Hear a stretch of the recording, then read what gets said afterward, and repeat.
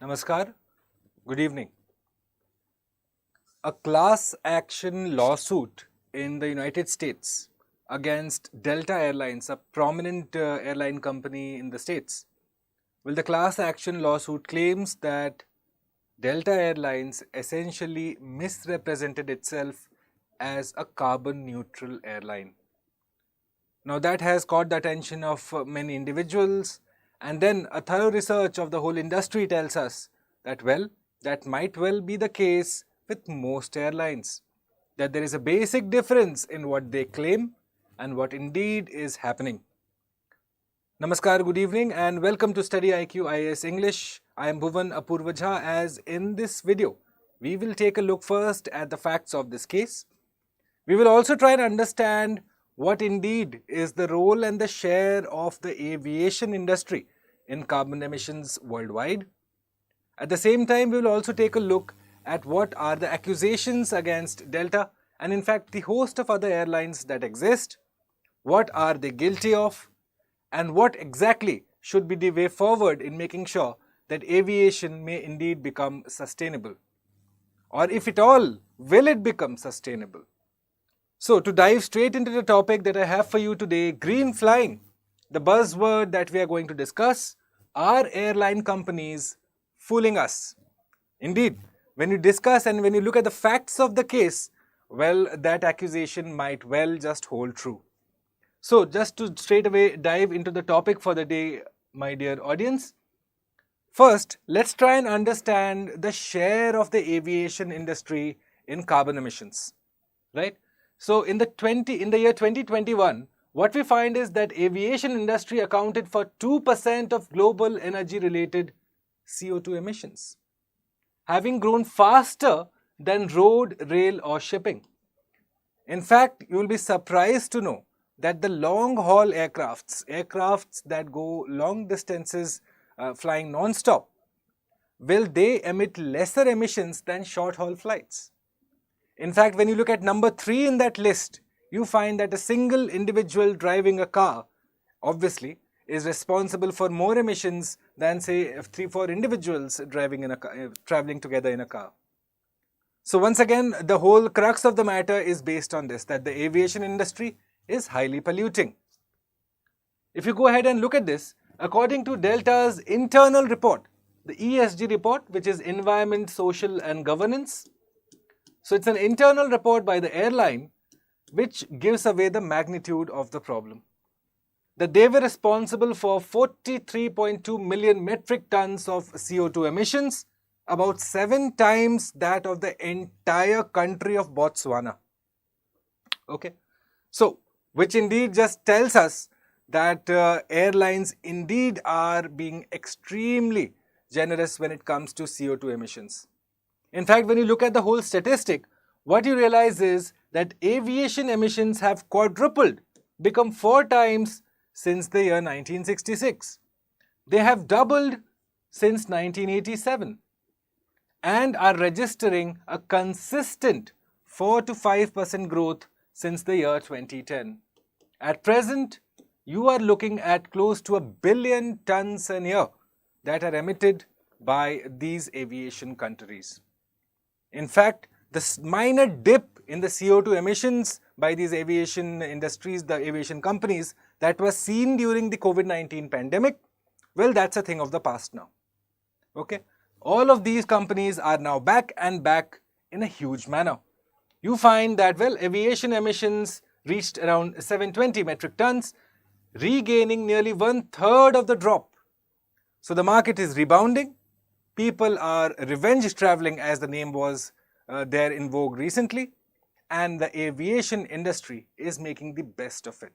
And to top it off, this whole situation, they are misrepresenting that, well, indeed, there is something called green flying. So if you just go ahead and look at the whole aviation industry and the types of pollutants that a single flight, in fact, is responsible for, you look at increased CO2, nitrous gases, water vapor, soot, sulfates, and other particles. All of them essentially again going to compromise your ozone, decreasing in methane, sunscreening, and creation of cirrostratus clouds of ice. At the same time, you are going to look at contrails. Now, what are contrails? So, you must have seen that when aircrafts are flying at a height, there is a white trail that it leaves behind. That essentially is a contrail. Okay. Now, research is still being done on the effect of the contrail on the atmosphere. However, the initial research isn't positive, which means that a single flight from position X to position Y, well, you are going to have all of these put together being emitted simultaneously. So, indeed, when you realize that one particular aircraft is responsible for so much of pollution, you can realize that the entire aviation industry, flying from even short haul distances and long haul non-stop distances, all of them are adding to this pollution and soup of pollution that is forming in our atmosphere. So when you go forward now, before I discuss the facts of the case of the Delta Airlines with you, first let's understand a couple of specific terms. The first term that I have for you is green flying, which essentially is pertaining to reducing noise of the aircraft, at the same time reducing emissions and reducing the fuel consumption. Now please realize that at a time, in spite of the fact that massive research is being done in this field, to have all three of them simultaneously is next to impossible. In fact, aviation companies themselves would like to move away from fuel consumption, given that aviation fuel, ATF, is extremely volatile, it's extremely expensive, so it's in their best interests to move away from fossil fuel. However, it's easier said than done, because once again, you also have to reduce noise when it comes to green flying. In fact, certain airports, say the London Heathrow Airport, so it has certain noise requirements that airlines need to fulfill. Certain curfew hours are applied, whereafter particular types of aircrafts may not land. All of this adds to the operational cost of the airline. Now when you go forward, the next term that I want to introduce to you is carbon neutrality, which is essentially wherein an organization or a country's emissions are compensated by the absorption, which is carbon sink, or the removal of GHGs in the form of carbon sequestration. You are storing and removing them. So that's carbon neutrality. However, the next term is of importance to us, carbon offsetting, which is essentially that you get a right to emit. You buy carbon credits and then you have the right to emit carbon. So, an individual or a business can purchase a carbon offset to lessen its carbon impact. So, when will you be considered to be carbon neutral? When the quantity of carbon offset credits earned is equal to the carbon footprint. Essentially, this gives the right to the airline companies to continue emitting at the rate that they are currently doing, because they are engaging in carbon offsetting by buying carbon credits. Okay. And the last one that I want you to understand here is greenwashing, which is essentially claiming that your actions are environmentally sustainable or have an environmental focus. However, the truth is far from there. So most of these airline companies at this moment are accused of greenwashing and misleading their passengers to a large extent. Right? So once we have understood these technical terms, now let's quickly go ahead and understand the facts of the case which has happened, the class action lawsuit that was filed in the United States. So the lawsuit now accuses Delta. It accuses Delta of misleading customers with its sustainability pledges, which were advertised across press materials. In fact, to my left, you see this particular napkin from the Delta Airlines, which essentially says carbon neutral since March 2020. Travel confidently, knowing that we will offset the carbon emitted from your Delta flight. The key word again, that they will offset. Right? So essentially, what you're looking at is that hey, we will continue to emit what we're emitting, but you know what? We will possibly just build a wind farm somewhere in the global south. So that again, how fair is that? Because if you look at the World Meteorological Organization and the reports, we are going to hit peak temperature in the next 5 years. So planning for the future and hoping that you will reduce carbon emissions in the future is not a viable strategy. However, the airlines, in their efforts to project a sustainable image, well, they engage in blatant greenwashing. So again, the problem arises because the lawsuit, which targets the airline's claims to carbon neutrality, has in the past rested in its part use of carbon offsets. The airline claimed that, well, they are going to go to carbon neutral, that they will target net zero emissions. However, what they ended up doing was offsetting their carbon emissions, essentially getting the right to emit so as to not change your present, but in fact hope for a better future by just spending money. So the passengers in fact were duped essentially. They paid a premium on the tickets as the airline claimed green flights. Environmentally conscious passengers in fact ended up putting an extra premium on the already high ticket price, as they were led to believe that this particular flight will be green, will be sustainable, will not be adding to the pollution, the host of the other pollutants that I just showed you. So now this again is the crux of the lawsuit that has been filed against Delta. Now how does Delta counter this? Well, they say that they have moved past carbon offsets. Delta premised its carbon neutrality on the purchase of carbon offsets from the voluntary carbon market, rather than achieving carbon neutrality through sustainable fuels and carbon removals. This is the crux of the issue, guys. That Delta essentially misrepresented what they were doing. At the same time, they asked a premium from their passengers. Again, leading to the notion that, well, they were indeed going to go to a carbon neutral approach, that they were doing something sustainable. However, in the name of sustainability, all they were doing was just basically purchasing carbon offsets from the voluntary carbon market. Now, when you go forward and have a look at the loopholes that one identifies in this carbon offsetting process, what exactly is Delta doing wrong here? So, first one is inaccurate accounting of the projects where reduction would have occurred regardless of intervention. Right? You have reductions that would have occurred regardless of the carbon market involvement, failure to immediately offset emissions and rely on impermanent solutions. The problem is now, the solution also needs to be now, or at least action taken also needs to be now. However, what Delta essentially was doing was, well, the problem is now, the action taken will be by someone else in the future. I'm just going to spend money and claim that I'm carbon neutral, I'm operating green flights. Independent researchers, in fact, it's a very important and a very interesting fact that one finds, that independent researchers found that reductions from a particular wind farm project in the Dominican Republic that Delta Airlines paid for would have happened regardless of Delta's involvement.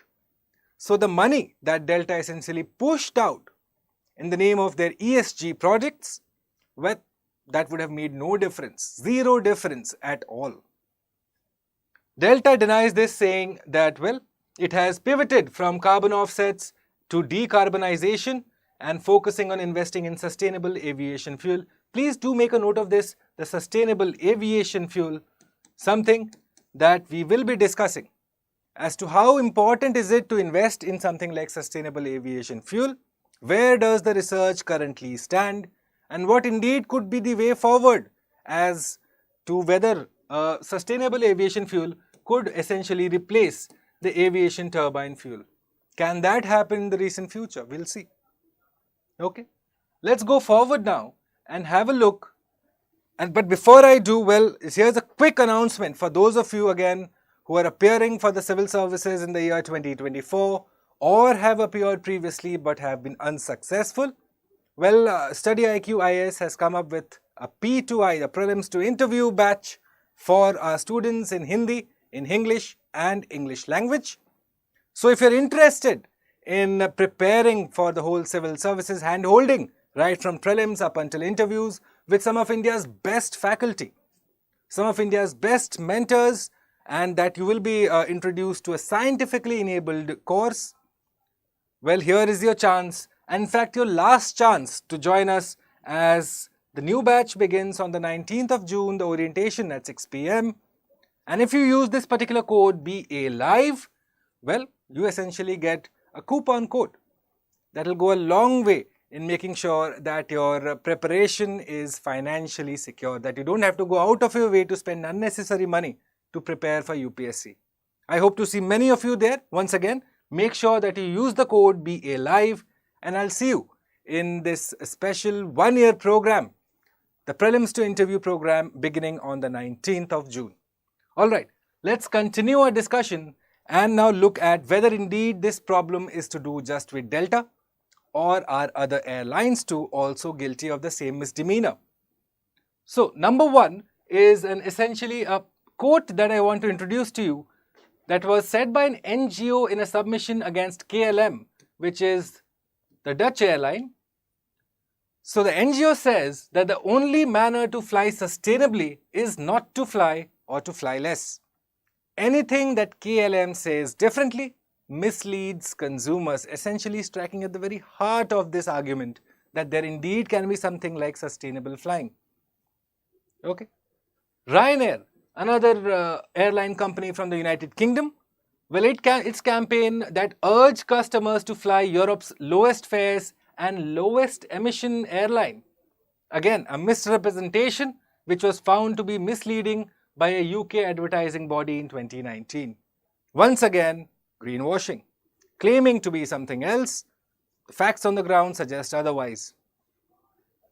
A Greenpeace report found that 7 of the biggest European airlines, including KLM and Lufthansa, they were committing quite offensive levels of greenwashing. Indeed, it's a pan-industry problem. In their quest to become profitable, in their quest to sound and look sustainable and environmentally conscious, well, these airline companies are not taking any false steps. They are in fact going all out, even if it means misleading their passengers, their customers. Another independent study concluded that 44% of the airlines, including Air Canada and Swiss Airlines, mislead customers and profited from green assertions. What is the crux of the matter here is that, well, number one, aviation industry pollutes and pollutes a lot. And number two, they are not afraid to hide the fact that, well, they are in fact a very polluting industry by just claiming something that does not exist. So when you go forward now and have a look at this accusation, the thrust, the crux of this particular discussion.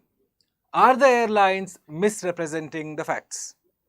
Well, number one, first let's understand that REDD, reducing emissions from deforestation and degradation, which was formed by the United Nations in 2008, which formalized again the idea of carbon offsetting.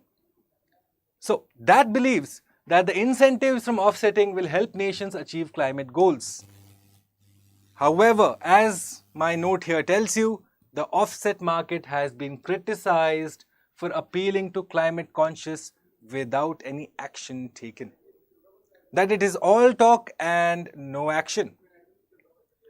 So, what is the number one accusation? Well, there is no immediate impact.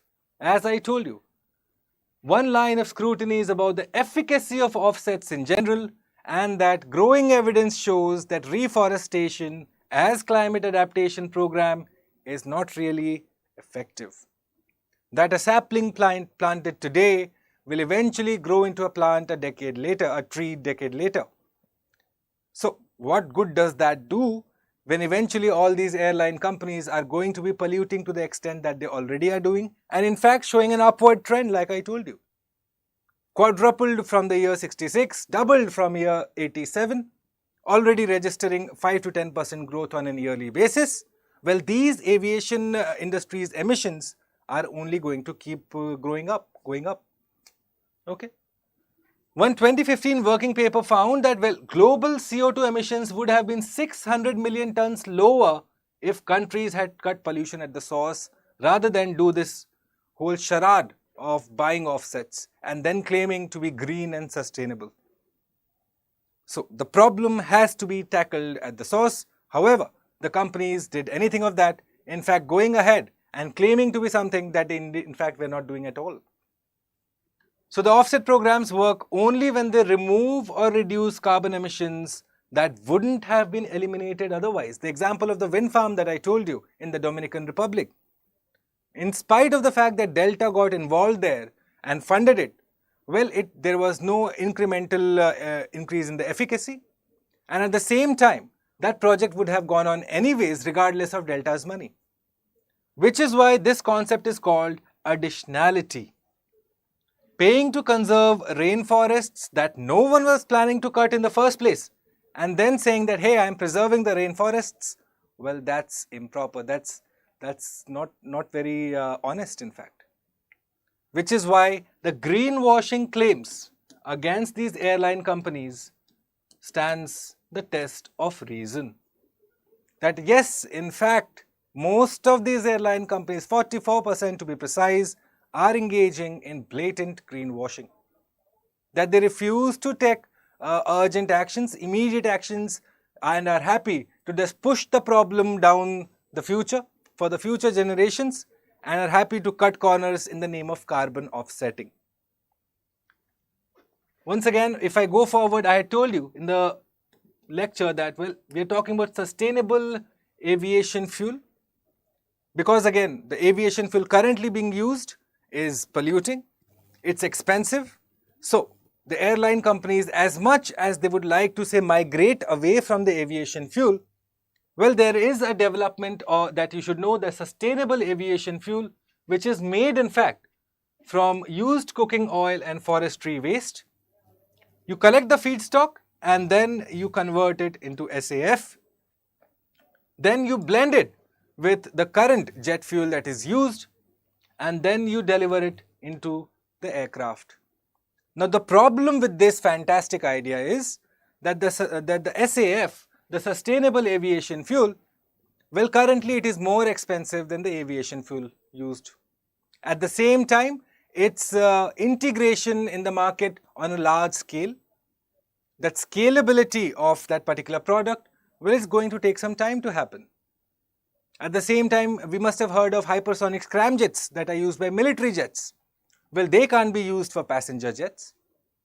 So essentially, what you're looking at is that the current status quo that exists in the aviation industry will stay for the time to come, and that aviation industry will continue to pollute at the level that they are doing, and they will continue to escape responsibility for their emissions in the name of carbon offsetting. If that isn't greenwashing, well, I don't know what is. So on that note, my dear students, my dear audience, I come to the end of this particular presentation where we discussed indeed whether green flying or green flights are a myth or are they a reality. I hope you enjoyed this discussion, and if you did, well, please consider leaving me a like and a message. And if you would so consider, join me on my official Telegram channel, as every evening 9 p.m. I look to tackle and present before you some of the most burning issues from a scientific perspective, from an analytical perspective. And so please consider joining me in my official Telegram channel, the channel going by the name of Bhuvan StudyIQ. I hope to see many of you there. There's a lot of good work that is being planned and a lot of work that we're already doing in that particular Telegram channel. On that note, it's a wrap from all of us here at StudyIQ. Thank you for joining. Till I see you once again tomorrow evening with